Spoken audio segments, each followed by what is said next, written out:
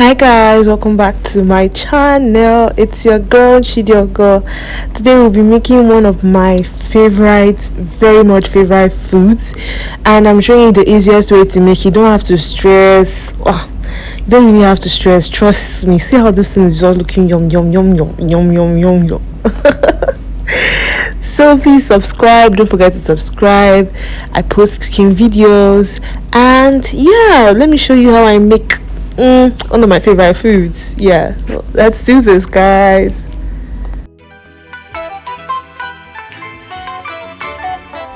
We first start by soaking our okwa in water for about a day and a half.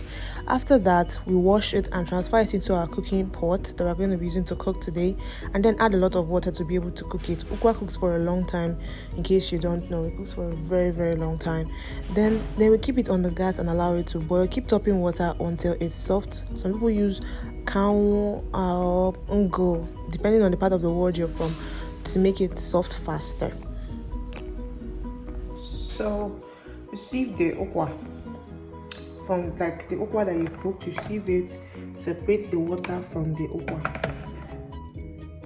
And for okwa, you don't need a lot of ingredients. You just need salt, stock cubes, pepper, palm oil, and crayfish. The crayfish is very optional. If you want it, you put it. If you don't want it, it's not compulsory to put crayfish.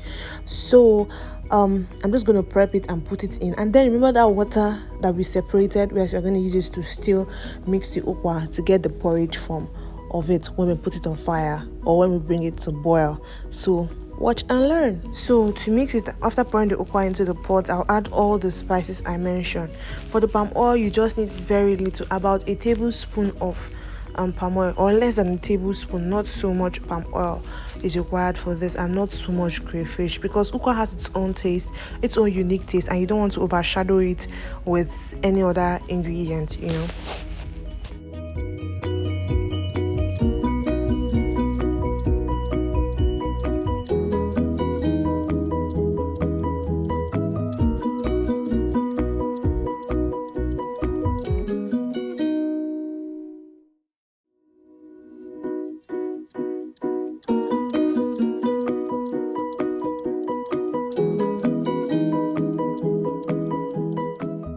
After mixing it, you now then add water. This is the water that you poured out when you separated the water and the okwa. Now you add this water to your own taste, like how you want the porridge to be. Some people like it very watery, some people like it thicker. So just how you want it. This I poured how I like eating my okwa. Allow to cook until it forms the porridge properly. Then our okwa is ready.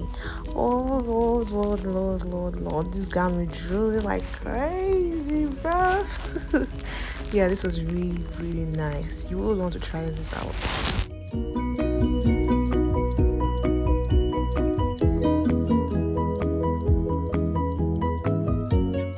You serve it and you enjoy as you wish.